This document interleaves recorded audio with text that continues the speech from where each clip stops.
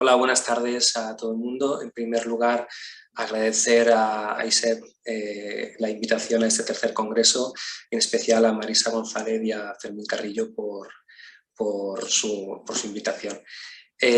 Voy a empezar compartiendo la pantalla. Bueno, pues en esta ponencia os quiero acercar a cuáles han sido las características o cómo ha sido el manejo de los pacientes en atención psicológica en estos tiempos de pandemia por COVID.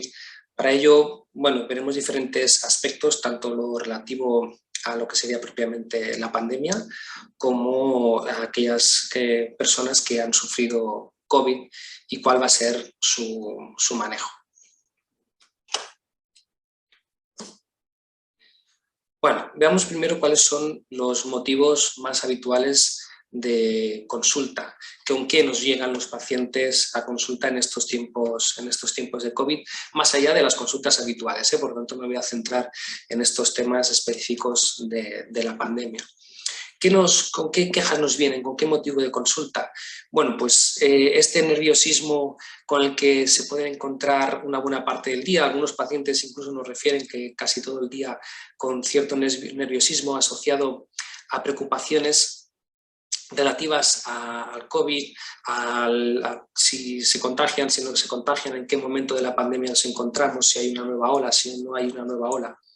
Y estas preocupaciones constantes y que el paciente nos refiere que pues, le cuesta eliminarlas de su mente. Incluso no es extraño que algunos pacientes que sufren ansiedad intensa puedan experimentar ataques de pánico junto a estas preocupaciones.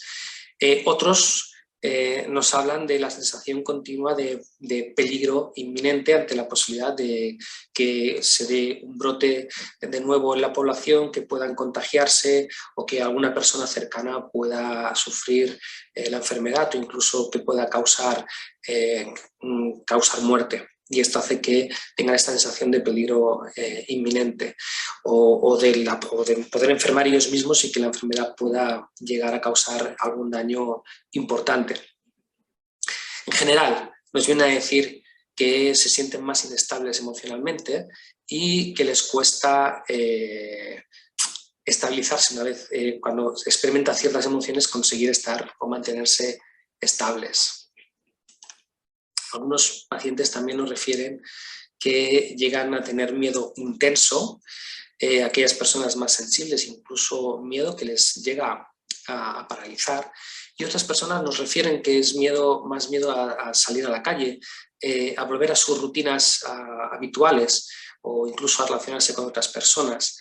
Y en aquellos casos en que hay más temor, incluso, como os decía antes, el miedo a poder morir a causa de la enfermedad o que alguien cercano pueda morir. Otras personas que nos explican cuando llegan a consulta, pues dificultades para poder dormir o para mantener un sueño saludable, dificultades de concentración, dificultades de atención, dificultades de memoria.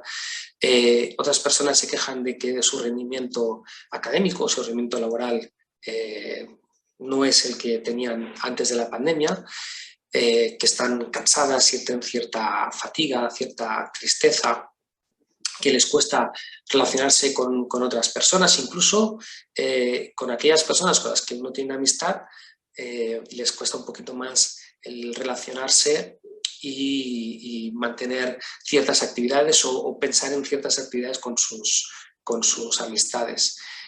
No es extraño, sobre todo en los momentos en los que ha habido confinamiento, que la persona nos haya explicado que se sienten aislados del mundo, en algunas ocasiones incluso por la dificultad para contactar con otras personas. Quejas también, pues otro tipo de quejas, pues la irritabilidad, ¿no? El enfadarse con facilidad. No son pocas las personas que también nos vienen explicando esa necesidad constante de buscar información, bien sea mirando por televisión, buscando por internet, leyendo, hasta el punto en que algunos pacientes llegan a referir, oye, esto tiene una forma casi obsesiva, no me puedo librar de estar pensando constantemente en el aspecto relacionados con la pandemia. O que incluso tienen comportamientos en algún momento compulsivos, como el lavado constante de manos, el uso de hidroalcohol de forma constante, la vigilancia constante sobre el estado de su mascarilla o el lavado de objetos. Otras personas incluso con temores acerca de poder contagiarse y por lo tanto con una atención especial a todo aquello que sienten en su cuerpo y en algunas ocasiones incluso temiendo que cualquier síntoma que experimentan pueda ser causa de la enfermedad y que esto pueda avanzar de una forma grave. Y teniendo en cuenta, sobre todo en los momentos más duros de la pandemia, que la atención médica estaba colapsada, incluso con un temor importante a no poder recibir la atención médica pertinente. Y esto en algunos pacientes también ha sido una fuente de preocupación importante. O incluso contagiar a otras personas, aquellas personas más mayores o más vulnerables o inmunodeprimidas, poder llegar a contagiar a estas personas, y esto hace que uno tenga cierto temor a entrar en contacto y cuando entra en contacto tener o experimentar cierta culpabilidad por el hecho de llegar a ser fuente de contagio. Y otro aspecto también bastante común es la confusión, lo vamos a ir desarrollando un poquito más, la confusión acerca de si a medida que van cambiando las normas y las circunstancias, si uno está haciendo lo correcto o no respecto a lo que se exige a nivel de las entidades gubernamentales, las autoridades sanitarias.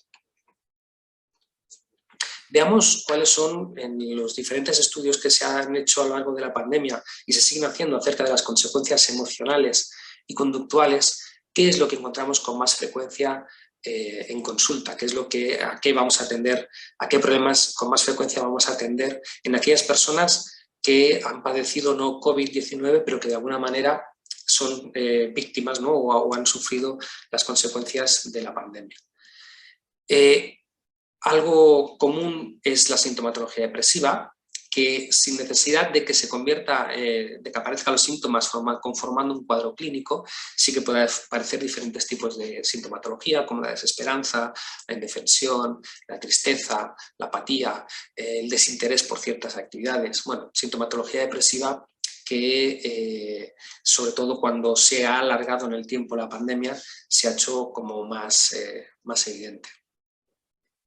Otro tipo de síntomas que se ha observado en los diferentes estudios que aparecen con cierta frecuencia son los síntomas de tipo fóbico. El miedo a la propia enfermedad, al contagio, el miedo a contagiar a otras personas, el miedo a las consecuencias graves que pueda tener la enfermedad, el miedo a no estar acertado a la hora de cumplir con las normas para poder moverse dentro del momento de pandemia, y estos síntomas fóbicos, como veremos más adelante, acompañados de niveles de ansiedad bastante elevados. Otras personas también informan en estos estudios que padecen trastornos del sueño, dificultades para conciliar o mantener el sueño, incluso dificultades, incluso que el sueño no es reparador. Y estos trastornos del sueño, lo mismo que os comentaba con la sintomatología depresiva, sobre todo en la medida que ha ido avanzando la pandemia, han sido más frecuentes. Junto a los comportamientos, los síntomas fóbicos, los comportamientos evitativos. Y ya no solo aquellas personas que tienen síntomas fóbicos, sino que ciertos comportamientos evitativos alimentados por el propio curso de la pandemia, donde la persona evita exponerse a situaciones potencialmente peligrosas, las que objetivamente nos indican las autoridades sanitarias, pero también otras muchas situaciones que las personas tienden a evitar como medio preventivo para el contagio. Así que vamos a observar cómo ciertas personas siguen evitando lugares concurridos o evitan acudir a centros sanitarios, algo que quizá vaya a implicar o haya implicado problemas a nivel sanitario, a nivel global, porque esas personas evitaban acudir a centros sanitarios por no contagiarse, o evitar otras experiencias o actividades cotidianas previas a la pandemia, con el fin de no ser víctima del contagio. Las preocupaciones y los comportamientos obsesivos también han sido comunes en personas en situación de pandemia. o personas que han sufrido COVID. Esas preocupaciones acerca de la enfermedad y esos comportamientos obsesivos con el fin de prevenir el posible contagio o comportamientos obsesivos relacionados con todas aquellas normas o aquellas recomendaciones que hemos ido recogiendo o nos han ido informando a lo largo de este tiempo las autoridades sanitarias. De ser comportamientos preventivos a acabar siendo comportamientos obsesivos y fuente de preocupación. Otro aspecto relevante de este tiempo, que sobre todo ahora ya a finales de este proceso de pandemia, o en el punto en el que nos encontramos ahora, es la fatiga, no solo la fatiga física, sino sobre todo la fatiga emocional.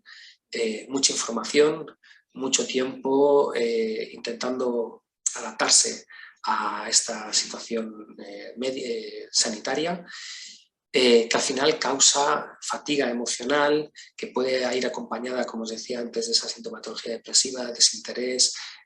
Ya algunas personas explican cómo ya no tienen ganas, ¿no?, de exponerse, de seguir informándose o de seguir exponiéndose a todas estas informaciones que nos dan y obligaciones dentro de lo que nos explican las autoridades sanitarias, pero también la fatiga respecto a la información continua que recibimos de los medios, pero también de nuestro entorno más inmediato. Y no es extraño que nos expliquen ese castigo, esa fatiga emocional. También se han encontrado personas un porcentaje de personas que lo que experimentan es hipocondría, ansiedad por la enfermedad, relacionada con COVID específicamente. Una preocupación excesiva, irracional acerca de los síntomas y sus consecuencias, una hipervigilancia del estado de salud del individuo y una comprobación constante, bien sea acudiendo a los servicios médicos o bien sea realizándose test COVID constantemente para verificar que efectivamente no están contagiados, o incluso en el caso de estar contagiados experimentar mucha ansiedad ante cualquier síntoma de la propia enfermedad. Y esto convertirse en algo que realmente perturba notablemente en la vida de la persona en el quehacer cotidiano. Junto a otra sintomatología ansiosa, nerviosismo, inquietud, pero mucha preocupación, sobre todo preocupación y ansiedad anticipatoria. Esa ansiedad anticipatoria acerca de qué es lo que va a ocurrir, qué es lo que debo hacer, cómo van a ser las cosas en un futuro, no hace falta que sea muy lejano, en un futuro próximo, y esto generar cierto nivel de angustia y ansiedad a la persona.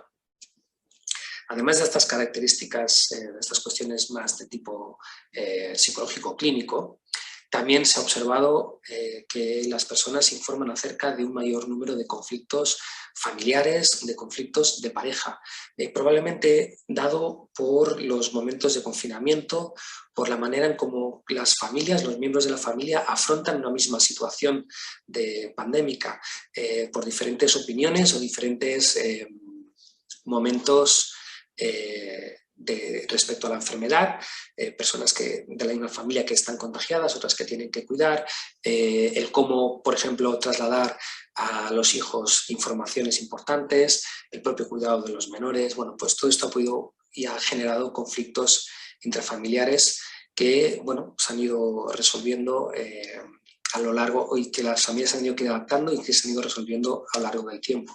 Pero algo también muy importante como factor de estrés.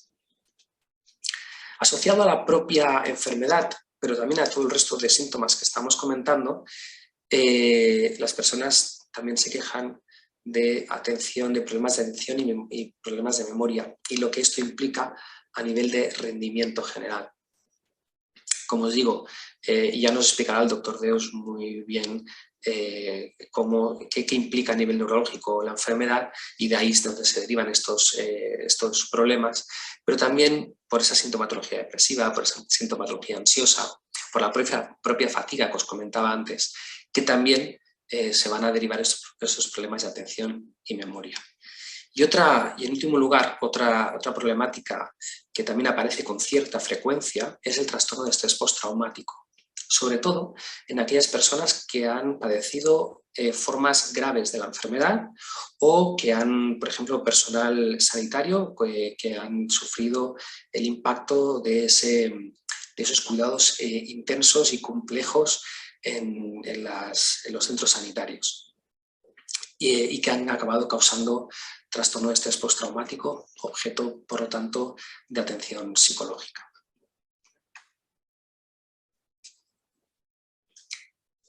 Bien, unido a todos estos síntomas que os he comentado, que son los más frecuentes, también podríamos añadir los síntomas propios de aquellas personas que padecen o que han padecido COVID persistente.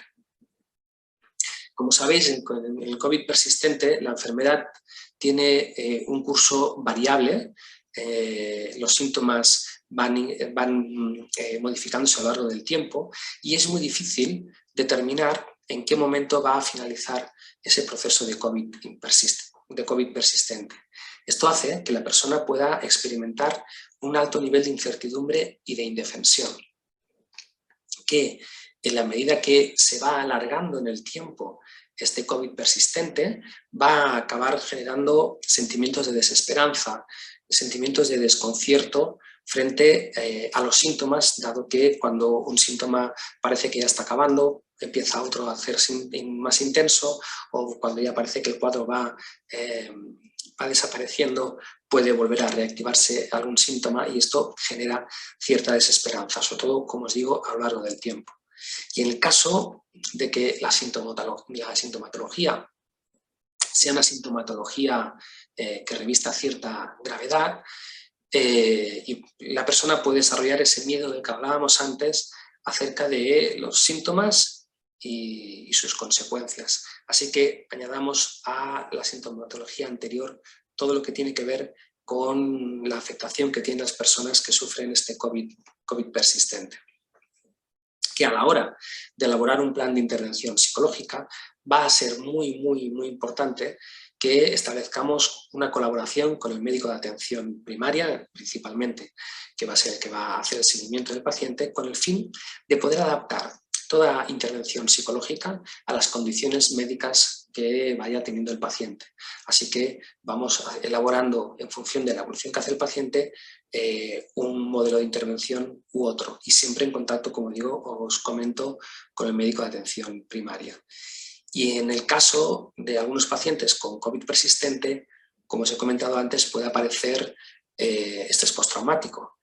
Este va a ser un bloque de intervención específico en el que vamos a intentar ayudar al paciente a superar todas estas dificultades que conlleva la reexperimentación traumática, toda esa angustia, toda esa ansiedad y preocupaciones, flashbacks que aparecen durante el proceso postraumático. Así que requerirá de una intervención específica que empieza probablemente no cuando el paciente ya ha acabado de sufrir este COVID persistente, sino cuando está en el propio proceso de enfermedad, como os digo, en el caso de que aparezca esta sintomatología.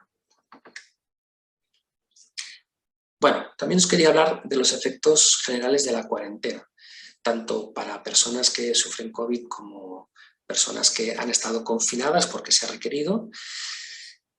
Y básicamente lo que observamos es cierto distrés psicológico en el que la persona va a experimentar ciertas sensaciones de estrés desagradable, pérdida de energía, cierta inestabilidad y agotamiento emocional y pérdida de motivación, esto a nivel general. Pero después podemos observar ciertos síntomas físicos y psicológicos más específicos que, si bien no los vamos a pensar como, los tenemos que definir como enfermedad, sí que son esos malestares, ¿no?, que constantemente experimenta la persona a lo largo del día y que, bueno, complica un poco el día a día, como pueden ser pues palpitaciones, sequedad de boca, malestar digestivo, problemas de eliminación, diferentes tipos de dolores, dolor de cabeza, dolor muscular, etc. O algunas personas que incluso informan de disminución del deseo sexual o que hacen un mayor uso de consumo de sustancias, como puede ser, por ejemplo, la alcohol. Bueno, síntomas físicos que van a acompañar, que pueden activarse y pueden acompañarse a lo largo de la cuarentena, como también algunos síntomas de tipo mental, que, insisto, sin poderse clasificar como un trastorno clínico como tal, sí que van a interferir en el día a día de la persona.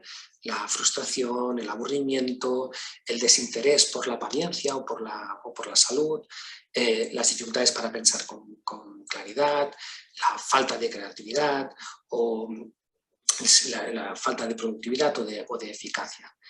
Este distrés psicológico que puede aparecer durante la cuarentena, una vez que se acaba el proceso de cuarentena, tiende a revertir de forma normal. Quiere decir que progresivamente la persona va a dejar de experimentar estas sensaciones, pero sí que durante el momento de la cuarentena esto ha podido ser algo que los pacientes les ha llevado a consulta.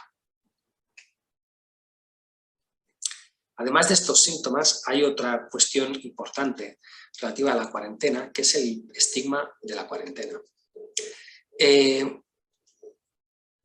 No es extraño que tras haber acabado la cuarentena, quizá esto más al principio de la pandemia y no tanto ahora, la persona nos explique que se siente observada o que tiene temor a sentirse excluida porque otras personas la puedan tratar con temor por el peligro de poder ser aún un vector de contagio. Que incluso la persona crea que va a ser excluida de ciertas situaciones sociales o que se autoexcluya de mantener diferentes relaciones sociales. Este estigma tras la cuarentena puede tener como consecuencia afectaciones emocionales que causen que la persona vaya a consulta psicológica por ese malestar creado y por toda esta serie de pensamientos y preocupaciones propias de la cuarentena. Además de la intervención psicológica que vamos a poder hacer respecto a estas cuestiones, es importante que las autoridades puedan ofrecer el máximo de información, la información más amplia y más precisa que pueda ser para que las personas puedan comprender en qué momento de la pandemia nos encontramos, qué es la cuarentena y qué sucede después de la cuarentena para que a nivel social no se produzca este tipo de estigma que en personas más frágiles emocionalmente o personas que tienen dificultades ya de por sí a nivel social no acaben siendo víctimas de este estigma tras la cuarentena. Bueno, quisiera pasar ya a cuáles serían las recomendaciones que hemos ido haciendo a lo largo de la pandemia con las diferentes condiciones que nos traen los pacientes a consulta. Pero antes de ello me gustaría hablaros un poco de cuáles son algunos de los cambios que sí que hemos tenido en el momento de sesión. ¿Qué ha supuesto la pandemia en la configuración de las sesiones terapéuticas?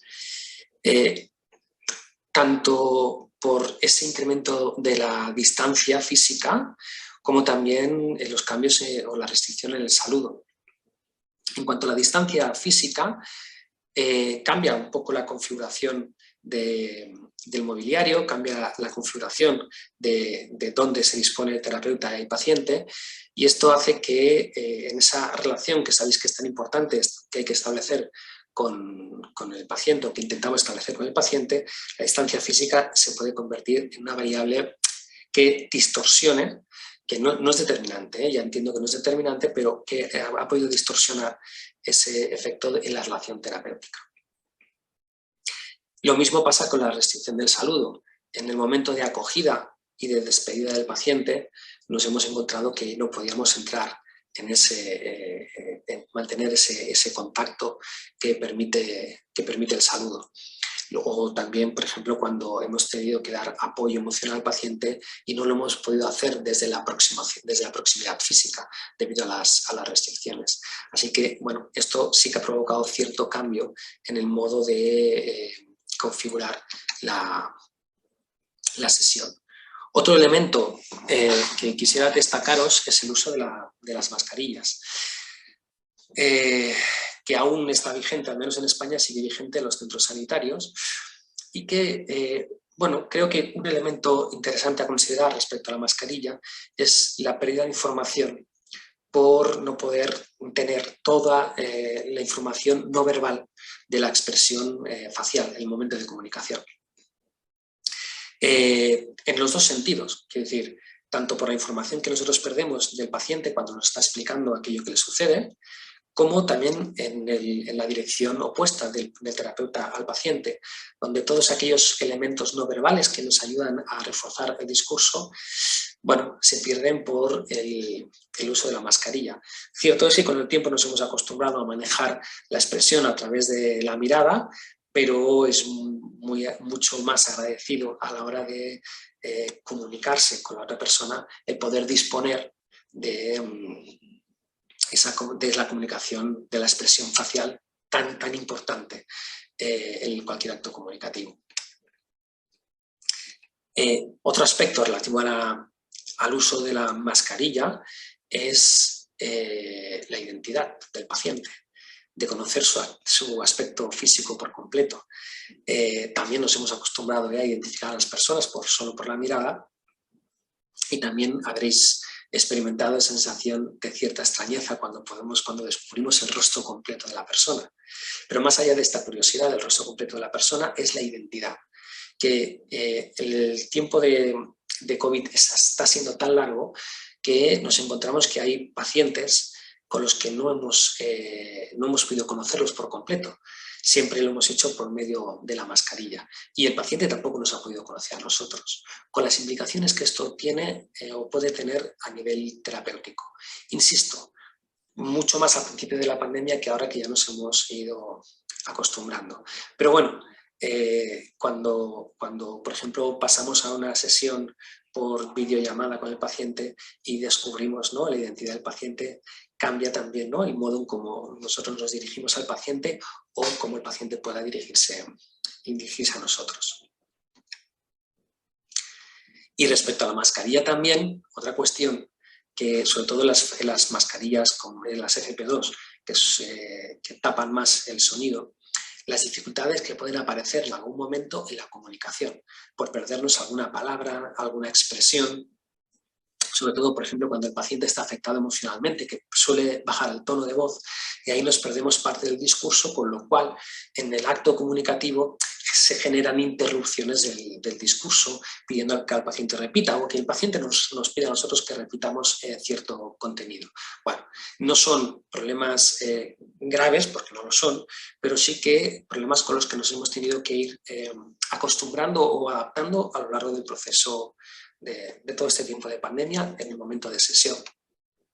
Y por supuesto, la incorporación de las sesiones online, que esto ha sido muy interesante, sobre todo en el momento de confinamiento, porque nos ha permitido continuar con nuestra labor terapéutica y por tanto seguir haciendo asistencia psicológica, sobre todo a aquellos pacientes también que están afectados por COVID, pero que también ha supuesto ciertos procesos de adaptación.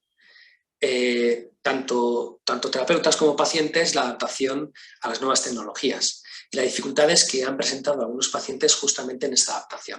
No solo por el uso de dispositivos electrónicos, sino también por el uso de las plataformas que nos han permitido comunicarnos, así como el intercambio de información. Si el paciente, pues una tarea nos la tenía que enviar para poderla revisar, o el intercambio de información o tareas en el momento de la sesión, bueno, pues todo esto ha sido un nuevo aprendizaje, así como también ha sido la oportunidad de elaborar estrategias de intervención, métodos de intervención adaptados a este formato online. Como sabéis, la mayoría de métodos previo a la pandemia estaban hechos para trabajar con el paciente en directo, en la propia consulta, y bueno, pues hemos tenido que un poco improvisar o crear sistemas de intervención con el paciente adaptados al hecho de que el paciente está en su casa y nosotros tenemos que intentar ayudarle del mismo modo y con el mismo tipo de estrategias para que sean tratamientos efectivos. Así, por ejemplo, pues estrategias para técnicas de relajación o métodos de role-playing o técnicas de exposición, todo esto adaptado a este nuevo contexto online. que, bueno, en principio todo ha sido novedades y ahora se ha convertido también en estrategias habituales que nos permite hacer una atención indistinta online o presencial. Pero en todo caso, tanto paciente como terapeutas nos hemos tenido que adaptar a estas nuevas circunstancias. Bueno, y un poco quisiera hablaros de la intervención como tal. Y lo primero con lo que hemos insistido mucho con los pacientes es en las recomendaciones en torno a la información sobre COVID-19, ya que una mala información sobre COVID-19 puede ser una fuente importante de ese malestar emocional que presentan los pacientes. Así que antes de poder pasar a otras cuestiones, asegurarnos de que el paciente accede a fuentes fiables de información, que esas fuentes de información que les vamos a recomendar que provengan de entidades sanitarias, les permita hacer un uso adecuado para tomar las medidas pertinentes según la información recibida y que el paciente no genere estrategias que no tengan que ver con lo que realmente se está informando desde las entidades sanitarias. Del mismo modo, que el paciente acceda de forma puntual a las actualizaciones de información. Si bien al principio de la pandemia las actualizaciones eran muy continuas, actualmente siguen dándose esas actualizaciones, pero de una forma, con una periodicidad mucho más amplia. La idea es que el paciente no se inunde de información, sino que aprenda a acceder a esas fuentes de información puntual para poder actuar, como decía antes, de la forma correcta, de una forma adecuada a los diferentes momentos de la pandemia.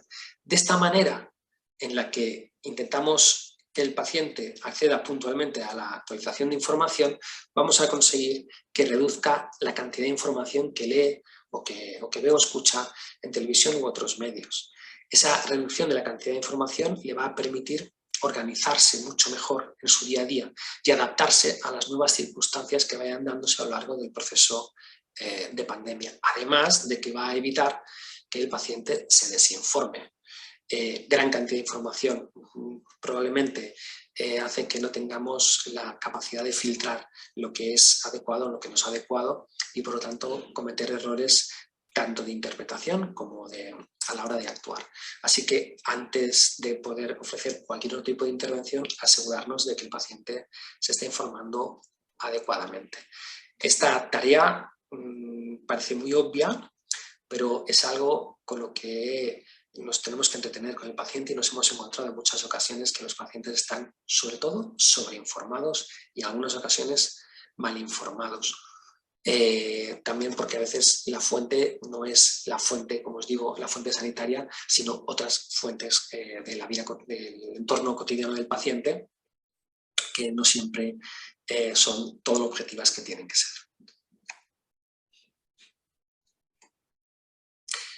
Bueno, una vez que ya sabemos que este paciente se informa adecuadamente, ¿qué más vamos a tener en cuenta?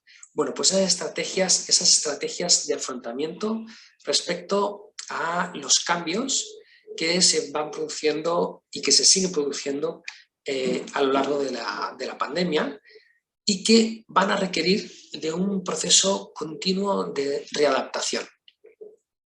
Como sabéis, el ser humano ya está, como cualquier otro animal, está muy bien programado para la adaptación, pero también es cierto que se van acumulando circunstancias que, tanto personales como sociales, como sanitarias, que pueden dificultar ese proceso de adaptación. Para ello, como os comentaba antes, importante que el paciente se mantenga informado. ¿Cuál es la finalidad de mantenerse informado? Dos aspectos principales: que el paciente siga los protocolos de seguridad recomendados y solo los recomendados, y que el paciente evite exponerse a situaciones de riesgo. A partir de aquí, de mantener estas tres variables esenciales en orden, vamos a ayudar a que el paciente mejore en su proceso de adaptación a esos cambios de la pandemia.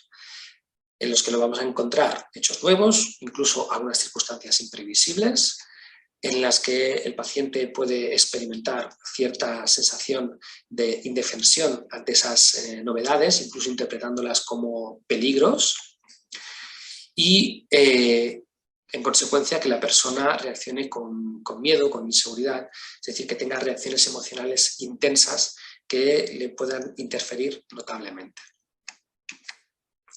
¿Qué podemos plantearle a la persona frente a estos hechos imprevisibles? Bueno, es importante que la persona elabore, confeccione un plan vital.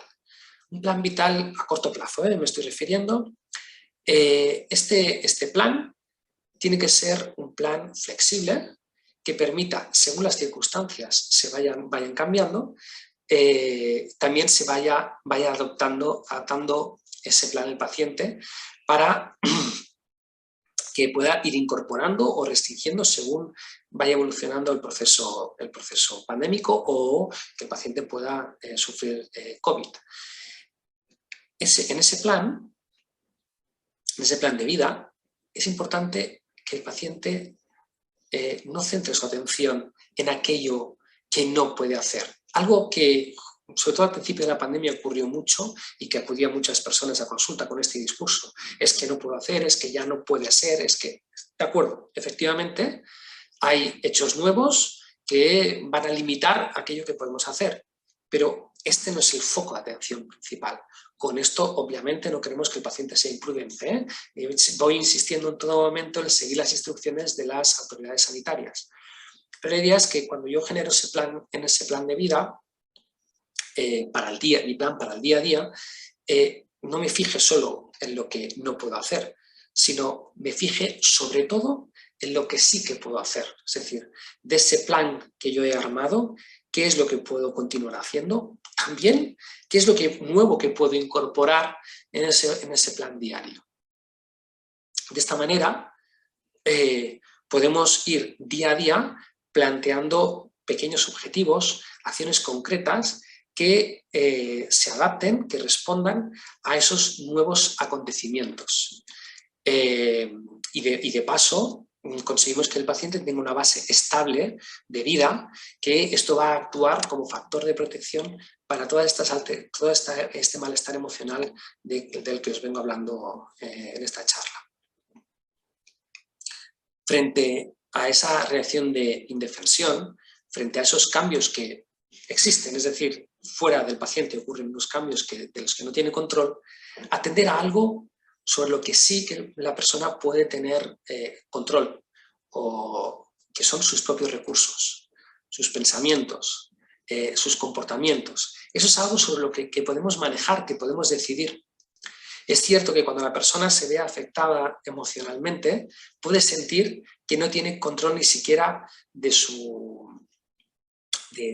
manejo de sus eventos privados, de sus pensamientos, de sus recuerdos, de sus memorias. Bueno, la idea es que el paciente pueda atender y entender que esos son sus recursos sobre los que la persona puede operar, sobre lo que sí que puede decidir.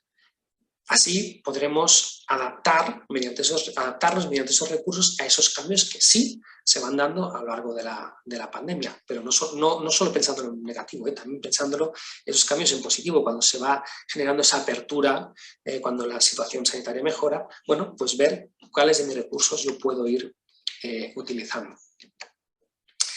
Y frente a la inseguridad, al miedo, algo muy importante que es mantener la objetividad.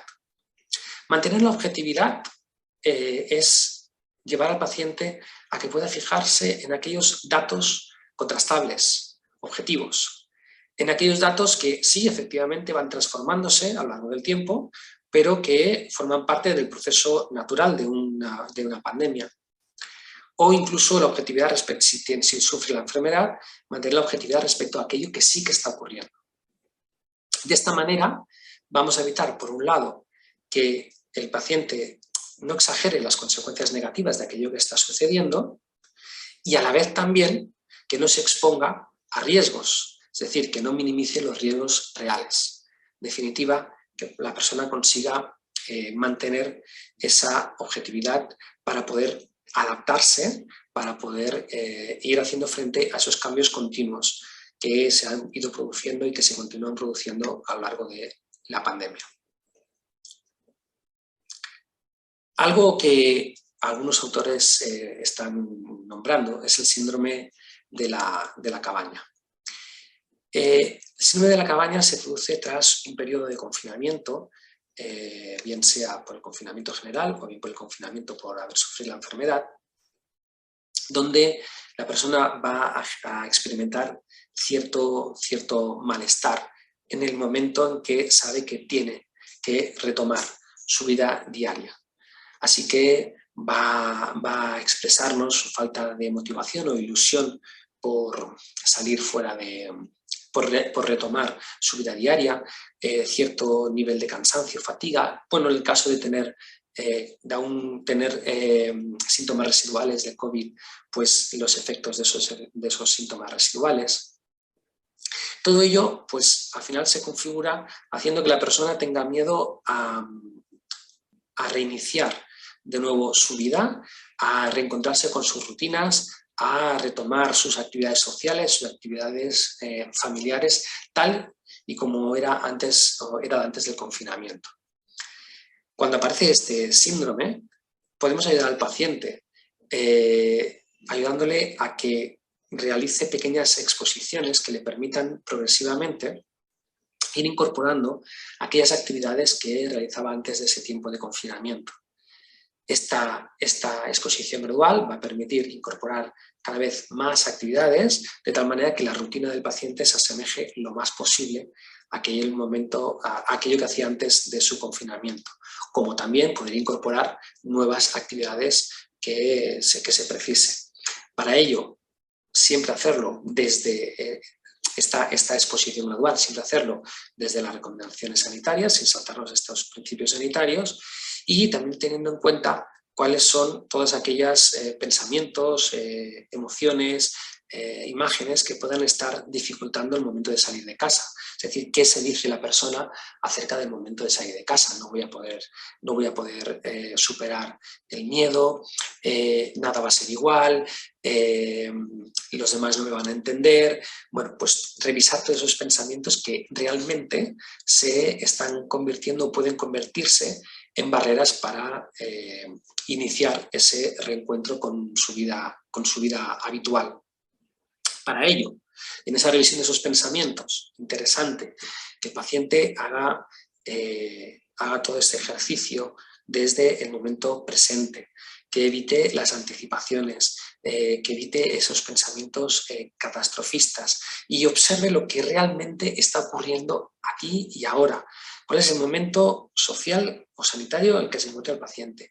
¿Cuál es su estado físico o médico actual? ¿Cuáles son esos pensamientos que están realmente dificultando ese momento de salir? ¿Cuáles son esos recursos que puede utilizar? ¿Qué es lo que sí que realmente ha continuado haciendo, aún estando en su casa confinado, y que le va a permitir iniciar el proceso de salida de su casa? La idea en general es que cuando se da este tipo de dificultad, ayudar a que el paciente progrese de una forma paulatina, de tal manera que pueda ir encajando y pueda ir adaptándose a los nuevos requerimientos del día a día, para que no se convierta recuperar el día a día, no se convierta en una fuente de estrés que llegue a generar malestar intenso. También podemos ofrecer al paciente diferentes estrategias para poder reducir el impacto emocional que supone todo este proceso de pandemia y COVID. Para ello, muy importante, que la persona no censure aquello que siente. Las emociones son un elemento importante que nos acercan a aquello que está ocurriendo en nuestro día a día, aquello que ocurre en este momento fuera y dentro de nosotros, y por lo tanto evitar las emociones es distanciarnos de aquello que realmente está ocurriendo. Es importante que la persona observe que sus emociones en ningún caso van a ser dañinas, que sí que pueden ser intensas, que sí pueden ser desagradables, que sí que en algún momento pueden resultar perturbadoras, pero en ningún caso son dañinas. Todo lo contrario, esas emociones que le van a ayudar a entender qué es lo que está ocurriendo, cómo está reaccionando ante la situación en la que se encuentra en ese momento. Para ello, vamos a acompañar a la persona a que pueda identificar e interpretar sus emociones. ¿Qué es lo que sientes? ¿Cómo se llama eso que sientes? ¿Sientes miedo? ¿Sientes ira? ¿Sientes fatiga? ¿Sientes inseguridad? ¿Qué es lo que estás sintiendo? Y ayudarle a interpretar esas emociones mediante la relación de la emoción con aquellos acontecimientos que están ocurriendo. Es decir, que vamos a intentar que la persona en la gestión emocional intente contextualizar la emoción.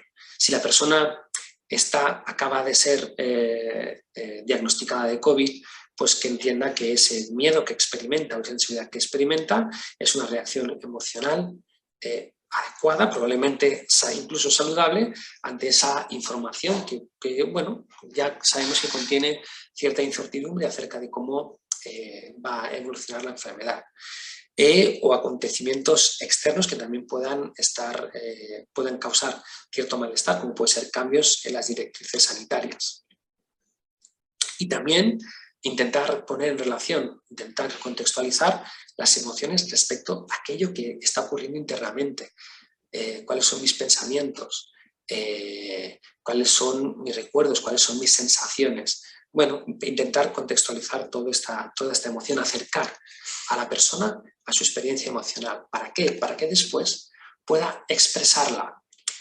Algo importante en la gestión emocional es la expresión de la emoción. Y para ello, la idea es animar a la persona a que explique, a que comunique, a que pueda encontrar esos lugares, ese lugar de apoyo, ese encuentro con otras personas que le puedan ayudar creando un espacio de confianza, un espacio donde la comunicación pueda ser una comunicación franca, una comunicación trascendente, esa comunicación emocional. Y probablemente esas emociones, cuando son explicadas, cuando son compartidas, cuando también recibimos información de esas emociones por parte de otras personas, pueda la persona sentir que se está realmente reduciendo ese impacto inicial que experimentaba con esas emociones intensas y desagradables, y ahora ver que las emociones pues, bueno, forman parte de ese quehacer diario y que realmente bien utilizadas pueden ser una gran fuente de información para intentar manejarnos y adaptarnos, insisto, en este proceso de cambio continuo que está suponiendo la pandemia. Además de potenciar la vida familiar, las emociones, también interesante potenciar la vida familiar. Lo más básico en la vida familiar es crear un ambiente de comunicación seguro, donde la persona pueda sentir un buen apoyo, donde se puedan crear espacios comunes de interés, crear nuevas actividades, que permita fortalecer los lazos entre los miembros de la familia, donde también permita algo interesante que nos ha dado la oportunidad los diferentes confinamientos, que es conocer mejor a las personas con las que convivimos, que a veces con las rutinas del día a día descuidamos a la persona que tenemos cerca. Así que potenciar la vida familiar es una gran oportunidad para unir, para hacer más cómplices a las familias, para que la vida familiar en sí misma sea un lugar no solo seguro, no solo un lugar de apoyo, sino también un lugar atractivo.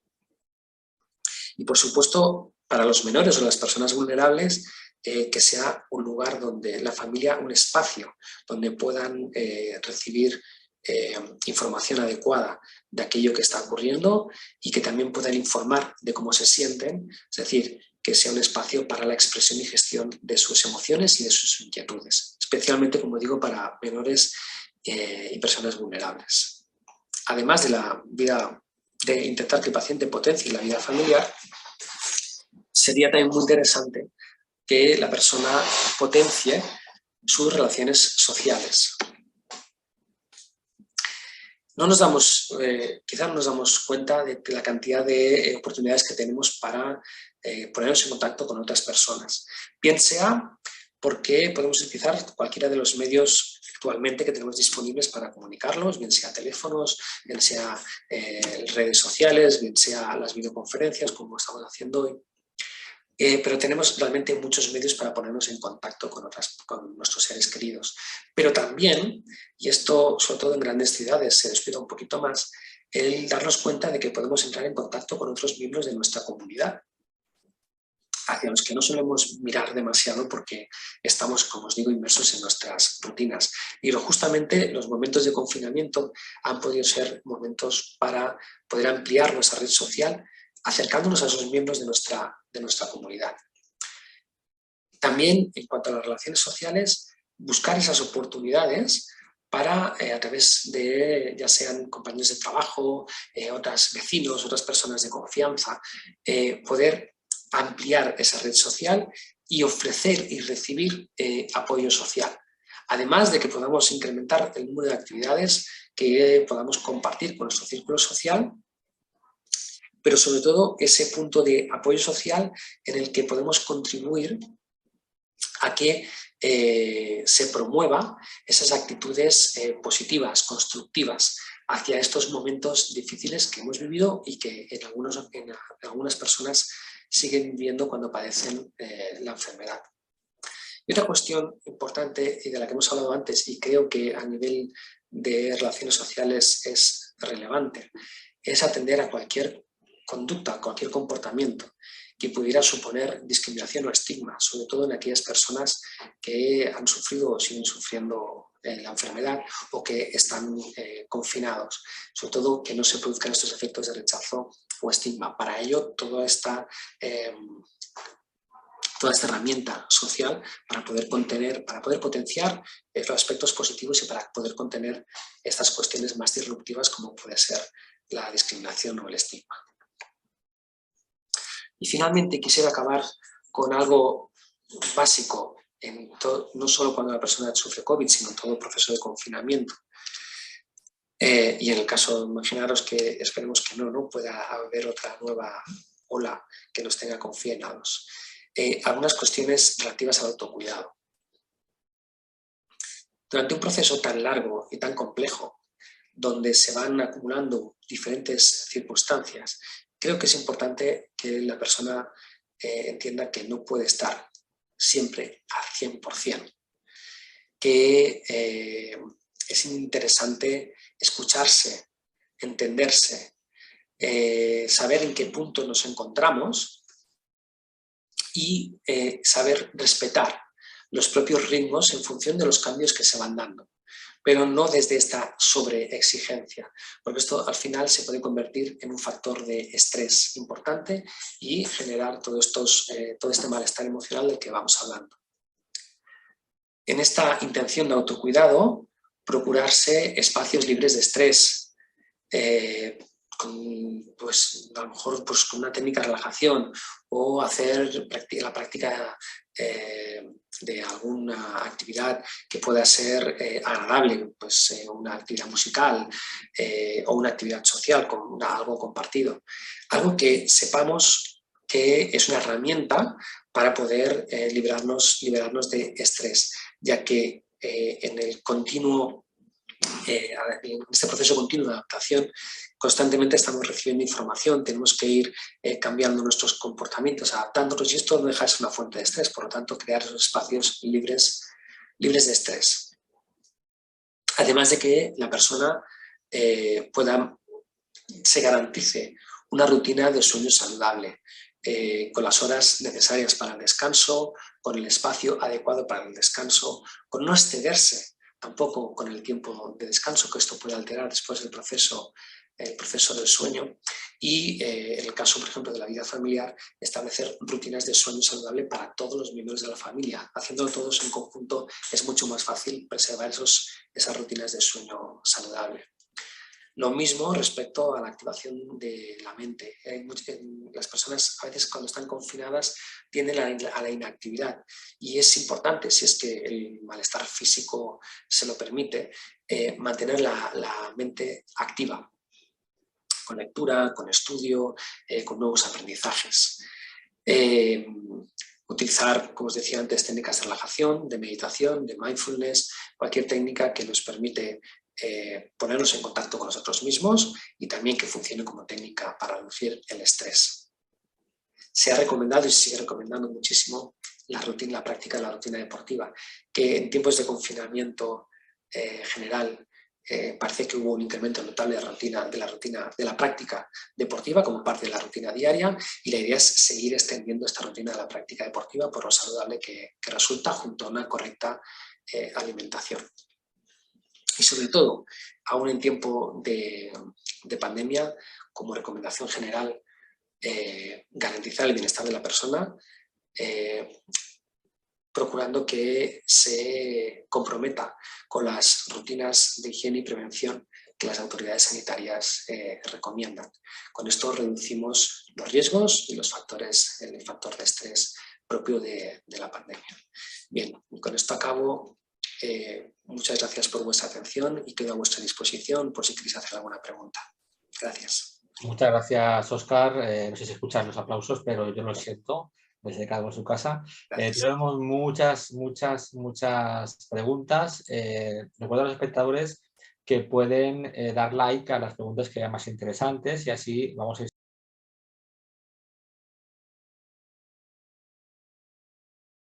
siguiendo un poco el orden de interés de la audiencia. Tenemos unos 15-20 minutos para preguntas. Mira, la pregunta primera, Óscar, es de Juniver López Gómez, que dice: ¿es posible que en el estrés postraumático a consecuencia de la pandemia la persona se recupere y pueda afrontar la nueva normalidad sin secuelas significativas? Sí, de hecho, en estudios sobre estrés postraumático se observa que al menos un 60-65% de la población que ha sufrido estrés postraumático acaba recuperándose de forma espontánea, sin necesidad de intervención psicológica. Así que podemos esperar que una parte de la población que sufre estrés postraumático pueda recuperarse de forma normal y de forma espontánea sin necesidad de ese apoyo terapéutico, y para el resto un buen apoyo terapéutico nos va a garantizar que esa persona pueda retomar su día a día sin los efectos de este estrés postraumático. Excelente. Bueno, están por el chat diciendo que excelente presentación, maravillosa, como siempre. Bueno, que sepas que ahí están. Gracias. Tenemos otra pregunta de Lourdes Gabriela García, dice: me gustaría saber su opinión acerca de recurrir a la homeopatía, flores de Bach, etcétera, para apoyar al paciente de la mano de la psicoterapia. Algunos pacientes tienen persistencia al acudir al psiquiatra y optan por estas estrategias.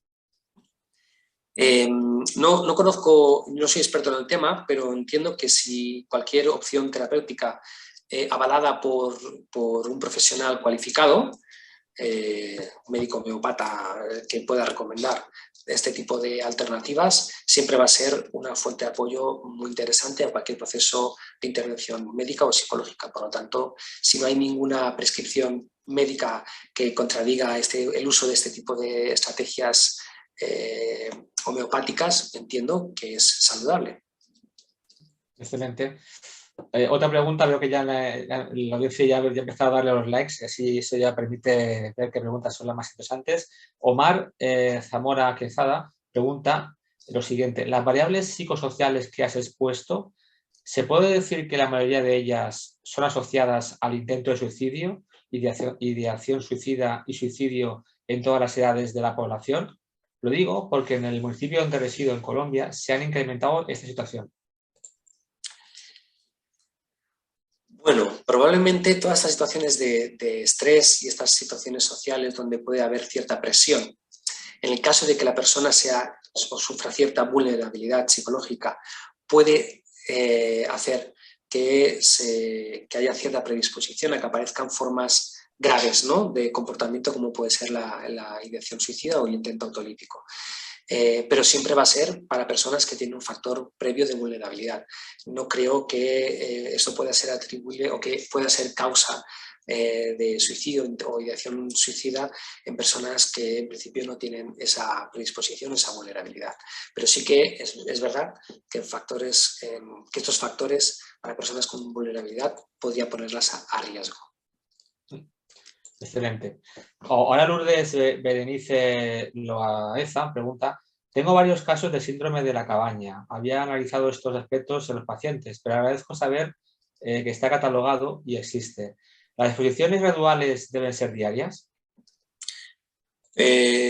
Bueno, las exposiciones graduales de forma natural van a ser diarias porque vamos a ir incorporando, en principio el programa terapéutico lo que va a incorporar es actividad para normalizar la vida del paciente, con lo cual se va a exponer cada día en aquello que le sea preciso para retomar su día a día y intentar en la medida de lo posible que cada día el paciente se afronte una nueva situación, dado que seguramente si pasa una situación de confinamiento total es muy complejo el retomar, ¿no? Hay mucha complejidad de variables para retomar su vida diaria, con lo cual esto va a requerir que el proceso de intervención, hombre, si no diaria, casi diariamente, vayamos a incorporar una nueva pauta de aproximación conductual, una nueva exposición. Excelente. Andrea Anzola dice: en el COVID persistente, ¿podemos relacionar los síntomas con somatización?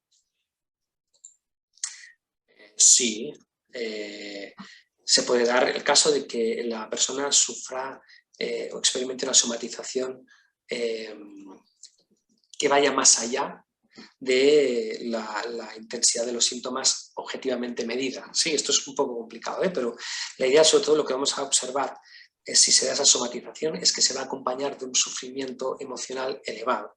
Y cuando este sufrimiento es intenso, el síntoma también, o la experiencia del síntoma también se agrava. Esto sería el equivalente a cualquier somatización en cualquier otra, igual que en cualquier otra enfermedad. Es cierto que en el COVID persistente, como van a ir variando los síntomas, vamos a tener algo de dificultad a la hora de discriminar qué parte es la somatizada y qué parte pertenece propiamente a la enfermedad por COVID. Pero tenemos como variable de trabajo todo ese aspecto emocional que al regularlo nos permite aislar más el efecto de la enfermedad como tal. Excelente, muchas gracias. Una pregunta de Matilde Carvajal, casi sería otra ponencia, pero yo te la hago. ¿Puede comentar sobre impactos del COVID-19 en niños y adolescentes a nivel conductual, cognitivo y emocional? Bueno, a pesar de que lo que pueda parecer, los niños tienen siempre una mejor adaptación, en población infantil, mejor adaptación a todas estas condiciones nuevas. Y es cierto que desde los centros escolares se ha hecho una labor muy, muy importante para ayudarles a adaptarse de la mejor manera a los cambios que se han ido produciendo. Y ya de forma natural los niños tienen una altísima capacidad de adaptación. En los tiempos de confinamiento los niños han sabido reaprender el modo de estar en sus casas, ¿no? Y cómo generar un ambiente lúdico nuevo de allá donde habitualmente estaban viviendo, pero se da esa nueva realidad y lo consiguen transformar. En adolescentes es cierto que se ha observado en los centros de salud mental un incremento de las consultas de adolescentes que sufren malestar emocional asociado a COVID. Vamos a entender que un adolescente de por sí ya tiene sus dificultades en su proceso evolutivo. Si le añadimos todas estas dificultades que incorpora el proceso de la pandemia y la propia COVID, bueno, nos hace que de algún modo estén en una situación vulnerable y que acabe esto generando cierto malestar. Y, bueno, como os comento, hay un incremento de las consultas en centros sanitarios por parte de adolescentes. Incluso se ha observado un incremento de consumo de tóxicos y de intentos o ideación suicida o intentos autolíticos, lamentablemente. Muchas gracias. Ahora una pregunta de Roxani Moulas que dice: ¿cuánta responsabilidad crees que en todas estas sintomatologías provocadas por la pandemia, del COVID y sus implicaciones, podrían tener la presión social derivada por la información constante a través de medios virtuales de comunicación? Y otra pregunta, no sé si has visto un cambio en tu consulta desde que el foco de atención ha cambiado hoy por otra tragedia, por este caso la guerra de Ucrania, y el foco de atención de la información ha cambiado. Muchas Sí, gracias. claro, yo creo que hay en estos tiempos hay dos cambios, ¿no? El primero es que la cantidad de información que se ofrecía al público en general a través de medios se ha reducido notablemente en relación al COVID, ¿no? Pensemos, por ejemplo, en las cifras COVID. En el tiempo más duro de la pandemia, las cifras COVID salían mañana, tarde y noche en cualquier lugar. Actualmente las cifras COVID hay que ir a buscarlas y en algunas ocasiones incluso cuesta encontrar las actualizaciones de las cifras COVID. Entonces, bueno, realmente ha habido un cambio en esa información. ¿Qué efecto tiene esto en la población? Hombre, reduce la preocupación, porque obviamente si todo el día o todos los medios de comunicación te están enviando constantemente informaciones y retirando informaciones, la sensación de peligro es mucho mayor. Por lo tanto, esto va a incrementar como mínimo la preocupación. También es cierto que tantas informaciones en algún momento han llegado a ser contradictorias, es decir, viendo diferentes medios de comunicación respecto a las recomendaciones sanitarias, incluso se han cometido errores o hay informaciones solapadas o informaciones contradictorias y esto también ha desconcertado a la población. También, cuando en primera instancia hubieron tantísimas restricciones, esto ha puesto a personas vulnerables en situación de temor intenso, de mucho temor. Así que esto realmente ha influido porque se llevó a la población probablemente a adoptar medidas muy restrictivas, con la lógica que tiene, pero medidas muy restrictivas y esto ha alentado temores y preocupaciones intensas. A lo largo del tiempo esto ha ido mejorando y realmente en consulta el tema COVID ha ido disminuyendo en cuanto al motivo de consulta. Recuerdo al principio de la pandemia, en el centro de la pandemia, que esto era el tema estrella en el 90% de los casos que se atendían y ahora esto ha disminuido muy notablemente. Lamentablemente con las nuevas circunstancias en Ucrania la atención se nos desvía y las preocupaciones probablemente también. Y esperemos que no se añadan más preocupaciones a las que ya hay. Ojalá sea así. Otra pregunta de Omar Zamora, dice, doctor Óscar, primero muchas gracias por sus aportes en este congreso. La pregunta es, ¿los efectos expuestos por usted son específicos de la cuarentena o muchos de ellos se han profundizado a raíz de la misma? Claro, se han estudiado más intensamente a partir de la pandemia y los efectos de la cuarentena que ha producido la pandemia, porque tenemos una muestra mucho más importante para estudiar cuáles son estos efectos. Probablemente hay estudios, los hay, de los efectos de confinamiento, pero para condiciones específicas. Ahora se ha podido estudiar los efectos del confinamiento para la población general. ¿Sí? Y también deciros que esos efectos no distan mucho de una condición o la otra, es decir, cuando habían estudios o de los estudios que hay sobre confinamiento específicos respecto a lo que ha sido el confinamiento propio de la pandemia. También es verdad que al estudiar población general nos permite comparar población vulnerable con población no vulnerable, siendo la población vulnerable mucho más que ha sufrido mucho más los efectos de la cuarentena de población no vulnerable, que bueno, pues son efectos propios de ese distrés psicológico, pero que no va más allá. Es decir, cuando se acaba el periodo de cuarentena, la persona se readapta con mucha facilidad al día a día, no así aquellas personas vulnerables. Muy bien, muchas gracias. Claudia Lara dice, gracias por tus aportes. Con las nuevas tecnologías, ahora se empeñan en una nueva forma de relacionarse con los pacientes para apoyarles emocionalmente, con lo que también modifica la interacción emocional con el terapeuta y viceversa, y trae consigo una fatiga emocional mayor. ¿Qué sugieres para generar un proceso de autocuidado del propio terapeuta? Bueno, pues quizá las recomendaciones que he planteado para el paciente no las podemos aplicar perfectamente a los terapeutas, dado que además, sobre todo en la atención online, sobre todo el proceso de adaptar la tecnología de intervención a la atención online, esto también genera mucha más estrés en el terapeuta. Obviamente con el tiempo esto se adapta y ya está, ¿eh?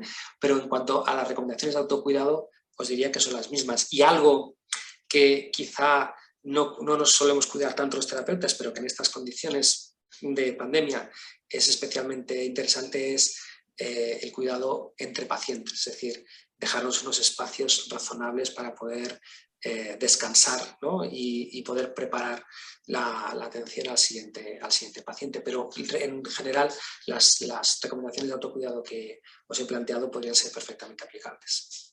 Muchas gracias.